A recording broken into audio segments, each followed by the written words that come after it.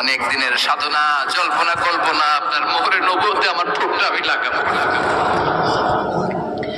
আপনার মোহরে নবুয়তের মধ্যে আমার ঠোঁটটা লাগিয়ে আমার ঠোঁটটারে আমি জাহান্নাম থেকে পরিত্রাণ করাবো। এজন্য প্ল্যান প্রোগ্রাম করে এতক্ষণ আপনার জামাটা খুলতে বলেছি। আপনার উপরে আমার কোনো হক নাই। আমার আব্বা মা, আমার সম্পদ, আমার জীবন আপনার জন্য কুরবান গো নবী। ওয়াকানা বাইনা কাতিফাইহি খাতামুন নবুওয়া, আর পিঠের মধ্যে কাজিররিল হাজালা, কবুতরের ডিমের মতো একটা মাহরুন নবুওয়া ছিল। উনি যে শেষ নবী, উনি যে প্রফেট, দ্য লাস্ট মেসেঞ্জার, এটা প্রমাণ আল্লাহ সিল মেরে দিয়েছে। বাম দিকের কাঁধে, ডান দিকে না, কোন দিকে? সাহাবারা যারা এটা দেখেছেন তারা বলেছেন যে আমরা দেখেছি এর মধ্যে কিছু চুলও ছিল, একটু লালচে ছিল, একটু উঁচু ছিল। একদিন বিশ্বনবী বললেন, বান্দার কোনো হক আল্লাহ কোনোদিন ছেড়ে দেয় না। আল্লাহর হক আল্লাহ মাফ করে, বান্দার হকের মাফ নাই। যদিও আমি নবী, আমার উপর যদি কোনো হক থাকে বলো, আমি দিয়ে দেব।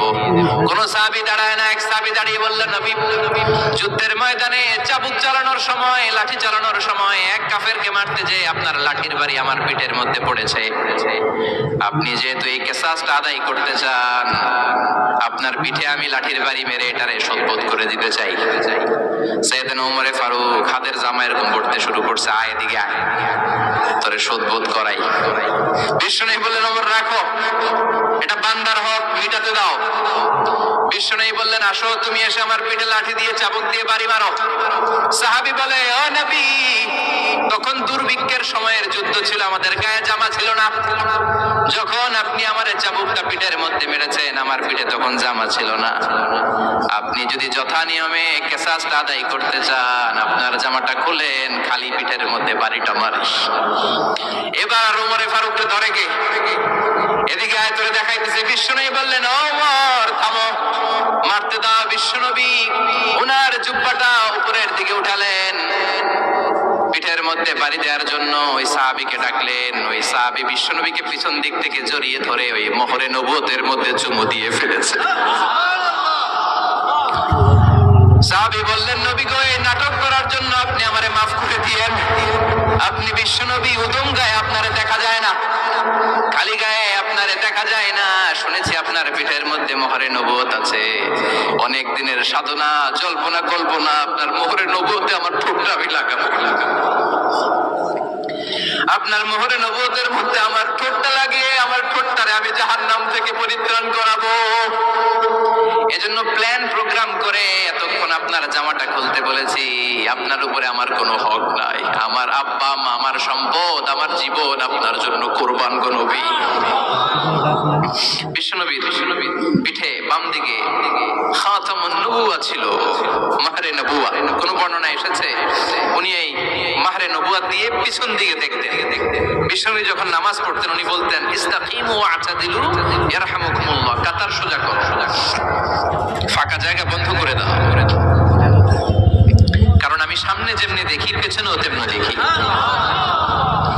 অনেকে বলেন বিশ্বনবী পেছনে দেখতেন এই মাহরে নবুয়তের জায়গাটা দিয়ে। এটা ছিল বিশ্বনবীর behind CC camera, behind close circuit camera. আল্লাহু আকবার। বিশ্বনবী ছাড়া কোন নবীর পিঠে এরকম মাহরে নবুয়া ছিল নাকি? কথা বলেন।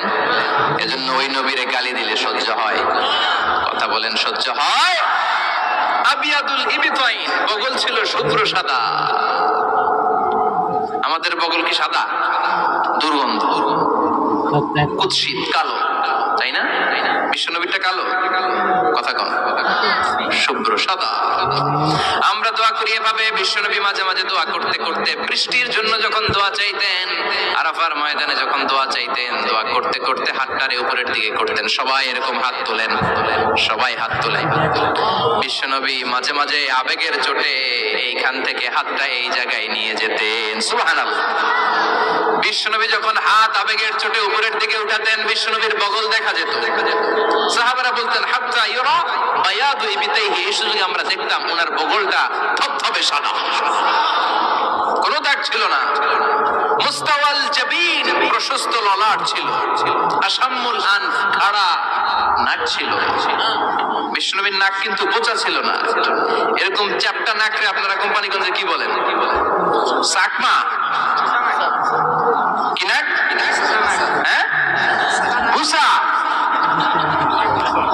বুসা বা বোচা।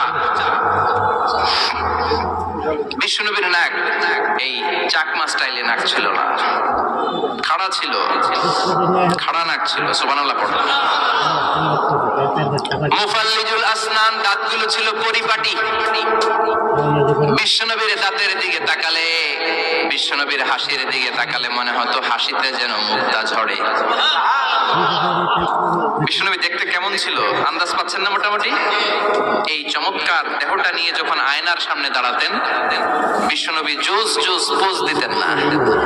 এখনকার ছেলেপেলেরা বলে আয়নার সামনে দাঁড়াইয়া দেই জোস জোস পোজ, আচ্ছা না নাই? বিশ্বনবী জোস জোস পোজ দিতেন না। বিশ্বনবী আয়নার সামনে দাঁড়িয়ে বলতেন, আল্লাহুম্মা হাসানতা খালকি ফাহসিন খুলুকি। ও আল্লাহ, আমার চেহারাটা যেমনি আপনি সুন্দর বানিয়েছেন, আমার হৃদয়টারেও সুন্দর করে দেন। What a attitude! What an attitude! কি অ্যাটিটিউড ছিল না? আমরা আয়নার সামনে সেজে পড়ে দাঁড়ালে চুলকে সাইজ করি, পান করি, স্টাইল করে ডিজাইন করি। বিশ্বনবী সুন্দর চেহারাটা নিয়ে যখন আয়নার সামনে দাঁড়াতেন বলতেন, আল্লাহ আমার চেহারাটা যেমনি সাদা, হৃদয়টারেও সাদা করে দেন। কিছু মানুষ আছে চেহারা সাদা, হৃদয় কালো, আছে না নাই? কিছু মানুষ আছে চেহারাটা কুচকুচে কালো, অন্তরটা সাদা, এমন মানুষও আছে না নাই? বিশ্বনবীর ভেতরও সাদা, বাহিরও সাদা। সুবহানাল্লাহ। আর এই সুন্দর সাদা দেহ নিয়ে আয়নায় দাঁড়িয়ে পড়তেন, আল্লাহ চেহারা যেমনি সুন্দর, চরিত্রটাও সুন্দর করে দেয়। এজন্য আয়নার সামনে দাঁড়িয়ে দোয়ার দরকার আছে না নাই? পড়তে রাজি আছেন? মনে থাকবে না মাহফিল শেষ ভুলে যাবেন? মনে থাকবে? আয়নার সামনে আপনি যখন দাঁড়াবেন, আপনার স্ত্রী যখন দাঁড়াবে, আপনার বাচ্চারা যখন দাঁড়াবে, বলে দিবেন, বাবা আয়নার সামনে দাঁড়ানোর দোয়া পড়ো। কত অসাধারণ দোয়া!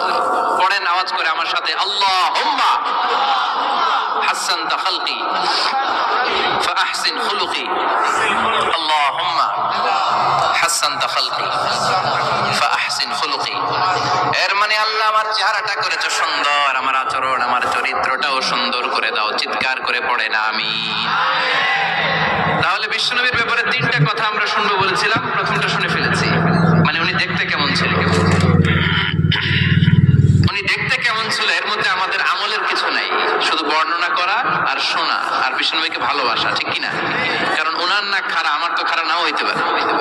উনি সুন্দর, আমি তো শ্যামলা হইতে পারি, কারণ এটা আল্লাহ দেয়া পরীক্ষা, ঠিক কিনা? দ্বিতীয় পয়েন্ট থেকে আমাদের আমল শুরু। দ্বিতীয় পয়েন্ট ছিল বিশ্বনবীর আচরণগত বৈশিষ্ট্য। আমার নবীর বিহেভিয়ার কেমন ছিল, কন্ডাক্ট সিস্টেম কেমন ছিল, ম্যানার কেমন ছিল, মানুষের সাথে কমিউনিকেশনটা কেমন ছিল, ব্যবহারিক জীবনটা কেমন ছিল, এগুলো আমল করার দরকার আছে না নাই? কষ্ট হচ্ছে? কষ্ট হচ্ছে? মনোযোগ আছে তো? মনোযোগ আছে না গেছে? আমরা এবার শুনবো বিশ্বনবীর আচরণ কেমন ছিল। বিশ্বনবী যখন রাস্তা দিয়ে হাঁটতেন, ইয়ামশি হাওনান, বিনয়ের সাথে হাঁটতেন। ইয়ামশি হাওনান, রহমানের বান্দারাও বিনয়ের সাথে রাস্তা দিয়ে হাঁটে, ঠিক কিনা? ওয়া ইবাদুর রাহমানিল্লাযীনা ইয়ামশুনা আলাল আরদি হাওনান ওয়া ইযা খাতাবাহুমুল জাহিলুনা ক্বালু সালামা। রহমানের বান্দারা যখন রাস্তা দিয়ে হাঁটে, বিনয়ের সাথে হাঁটে, তারা অহংকার প্রদর্শন করে না, মানুষের সাথে বিনয়ের সাথে রাস্তা দিয়ে হাঁটে। এজন্য রাস্তা দিয়ে যখন হাঁটবো, বিনয়ের সাথে হাঁটবো। রাজি আছেন তো? নাকি অহংকার প্রদর্শন করে হাঁটবেন? বিশেষ করে যুবকেরা, 3-4 জন যুবক একসাথে হলে রাস্তায় ওদের আর কারো হুঁশ জ্ঞান থাকে না। পুরো দুনিয়াটাই মনে হয় দুনিয়াটাই আমার, আছে না নাই? না, মুরব্বীকেও সম্মান করবা, মহিলাদেরকে সম্মান করবা, তোমার জায়গায় তুমি হাঁটবা, ভদ্রভাবে হাঁটবা। ভদ্রভাবে হাঁটার দরকার আছে না নাই? উনি মুরব্বী, একদিন উনিও তোমার মতো যুবক ছিল, ঠিক কিনা? এই যে আমার কালো দাড়ি, আজীবন কালো থাকবে? কথা বলেন। উনার সাদা দাড়ি, ছোটবেলায় মনে হয় সাদা দাড়ি নিয়ে আসছিল না? হ্যাঁ, উনিও একদিন তাগড়া যুবক ছিল। উনিও কোম্পানিগঞ্জ বাজারে দাঁড়ালে লোকজন তাকিয়ে থাকতো, ঠিক কিনা? তার মানে রং ধরা যৌবন জং ধরে শেষ। যৌবন সব সময় থাকে না, সার্টেন সার্টেন একটা পিরিয়ডের জন্য আল্লাহ দিয়েছে।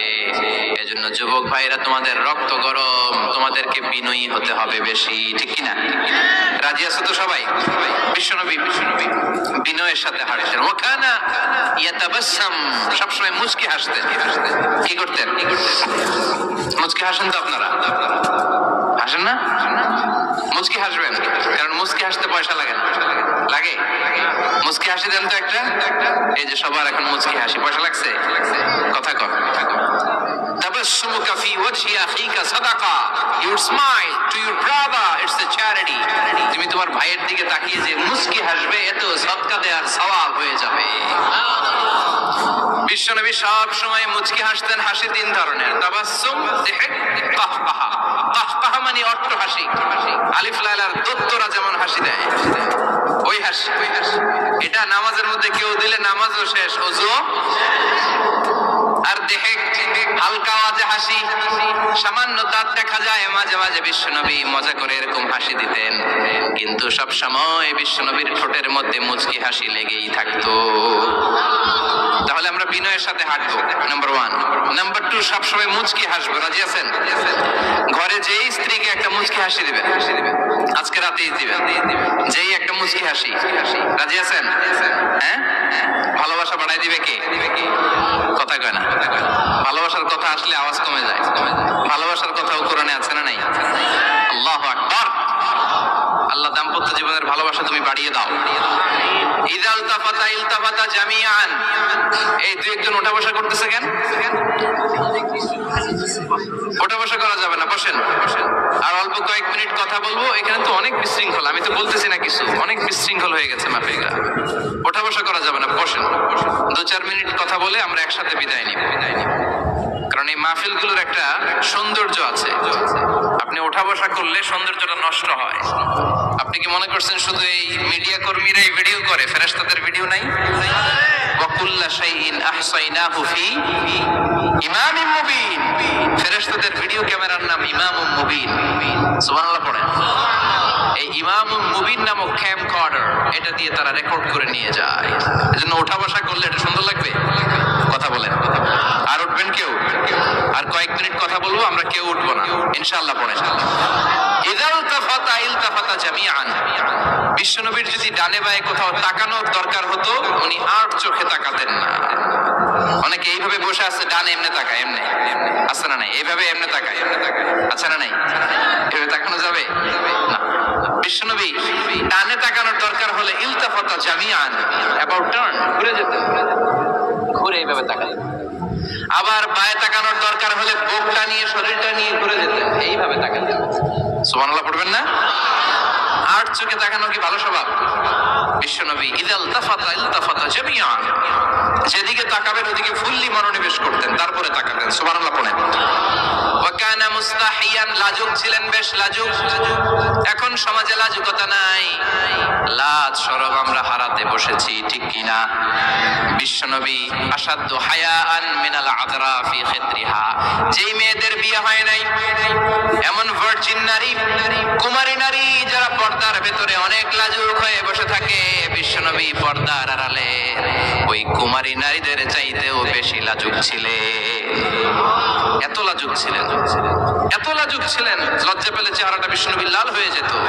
ছোট্টবেলায় হালিমাতুস সাদিয়ার বাড়িতে যখন দুধ খেতে গিয়েছিলেন, বিশ্বনবীর দুধমা হালিমাতুস সাদিয়া বলে, এই কুরাইশি মুহাম্মদ ছেলেটাকে কখনো কাঁদতে দেখি নাই।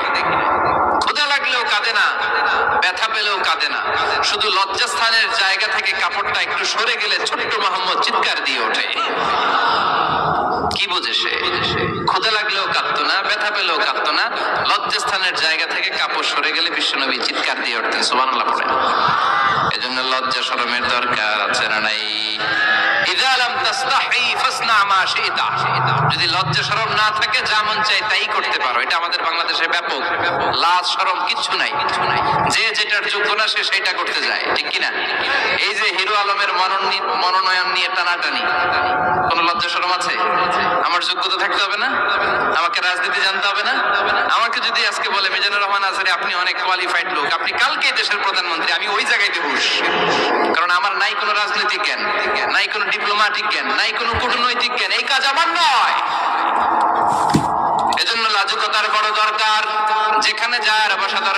সে সেখানে যাবে। কিয়ামতের আগে যেই লোক যেই চেয়ারে বসার দরকার ওই লোক ওই চেয়ারে বসবে না। এটা হলো কিয়ামতের আলামত। জোরে কোন ঠিক কিনা? সভাপতি হওয়ার যোগ্যতা নাই, সভাপতি হয় আছে না নাই? সেক্রেটারি হওয়ার যোগ্যতা নাই,